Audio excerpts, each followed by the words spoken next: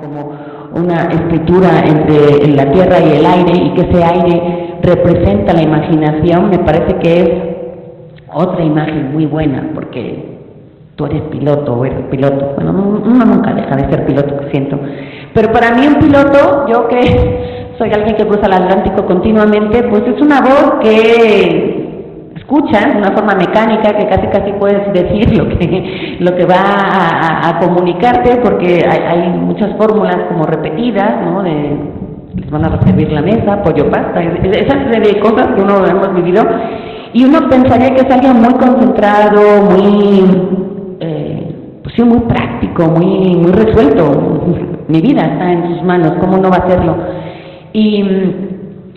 Y pensar que alguien que pueda estar paseando entre las nubes, teniendo esas imágenes,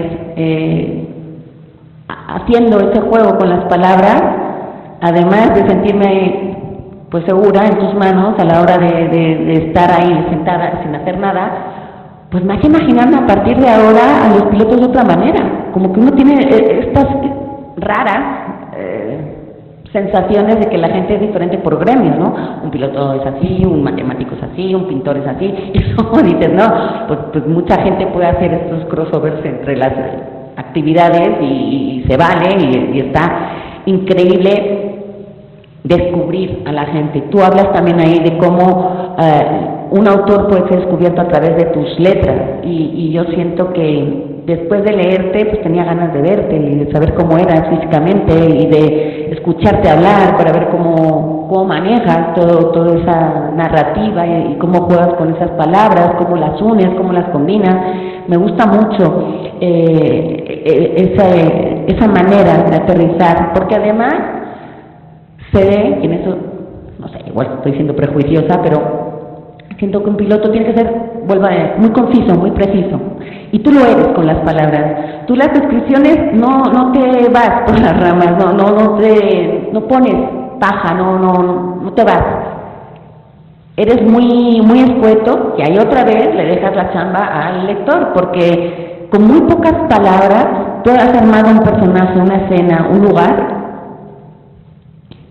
y dejas al lector que lo recree en su memoria, en su mente, que lo imagine.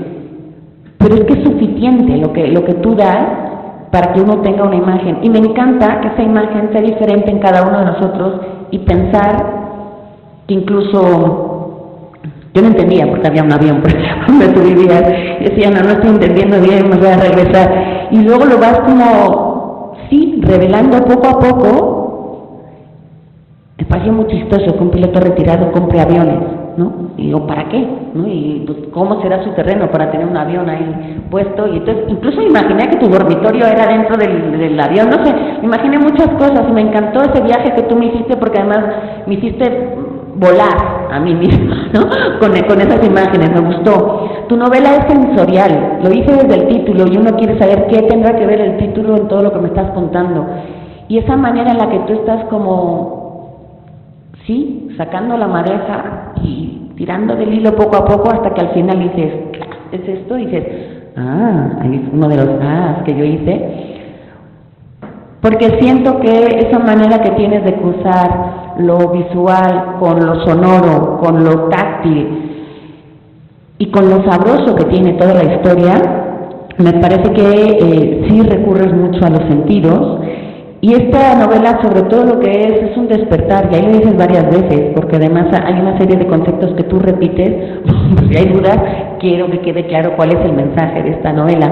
Y efectivamente es, y vuelvo a algo que también han dicho antes, que dadas las circunstancias y los momentos en los que estamos ahora mismo, la ficción puede ser normalmente sinónimo de desconectar muchas veces, ¿no?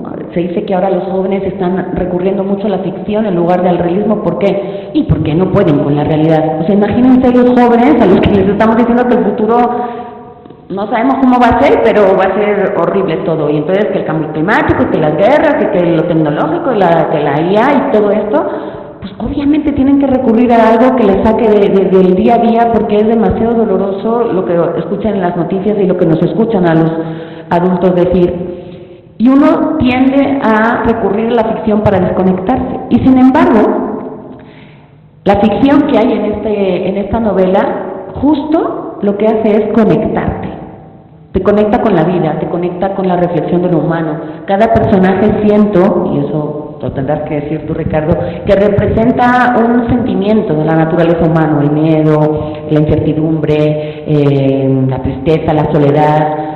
Hay ausencia, evidentemente en este libro hay mucha ausencia, pero también hay mucha aceptación y mucha reconciliación con lo que significa un duelo, ¿no? El enojo, la tristeza, la negación y al final la aceptación, la paz.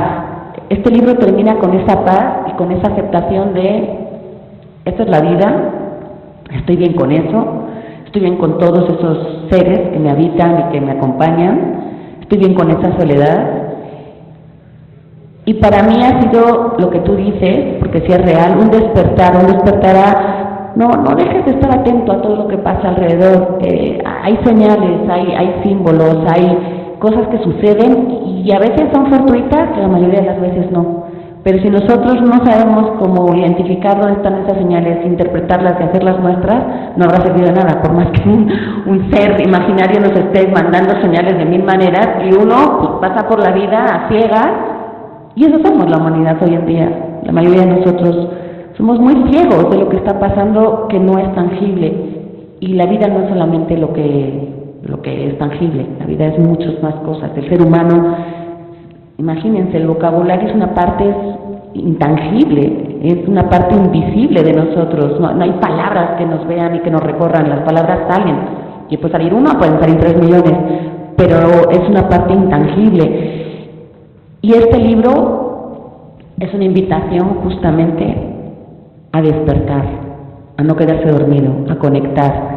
Y eso lo haces a través de la ficción, y eso me agarró muy en curva, porque dije, mira, estamos más acostumbrados a que la ficción es algo que nos desconecta de la realidad, y sin embargo en este libro la ficción es lo que te aterriza, lo que te dice, te da un tirón de orejas y te dice, pues hoy no te vayas a la cama como ayer, ¿no? Inténtalo, por lo menos tener ahí un recordatorio.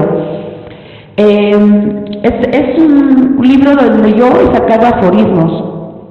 Hay una parte aquí, a ver si la encuentro, porque aquí dice, y si la libertad no es hacer lo que uno quiere, sino recordar que tiene alas.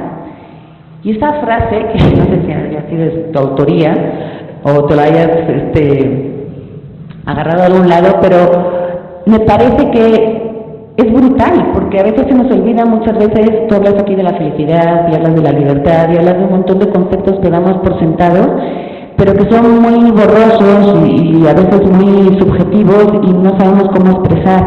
Y tú con imágenes, otra vez con las imágenes, logras una bofetada, porque para mí muchas de esas frases han sido bofetadas. El decir, no des por sentado tu libertad, no des sentado que uno tiene alas y que las puedes usar cuando quieras. A veces sí están ahí, pero tú no te das cuenta que están, ni las usas. Entonces, ¿de qué te sirve ser libre si siempre vives así, con las alas pegaditas al cuerpo? Y hay un montón de imágenes, hay mucha metaliteratura, y eso me gustó mucho, como hablas del libro. Me encanta y me encantó porque me explotó la cabeza, yo que hablo de libros de hace 25 años, una frase que tú dices de que un libro es un pasaporte. ¡Wow!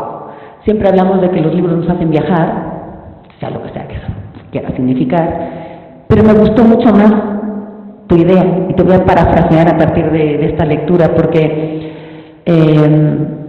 el libro me gusta como pasaporte, un pasaporte que es el que te permite entrar a los países, el que te permite tener una calidad de migrante, el pasaporte que te permite descubrir mundo y añadirlo al propio, de tal manera que el tuyo se expande con eso. Lo son los libros, evidentemente, pero resumir lo que es un libro en una sola palabra, me parece que la tuya es tan atinada, tan global, que me la voy a quedar con tu permiso y te voy a citar a partir de ahora, porque me gusta que los libros sean pasaporte. Hablas de Saint-Exupéry, hablas de Harry Potter, hablas de Caperucita Roja, hablas evidentemente del libro de Adriana, hablas de...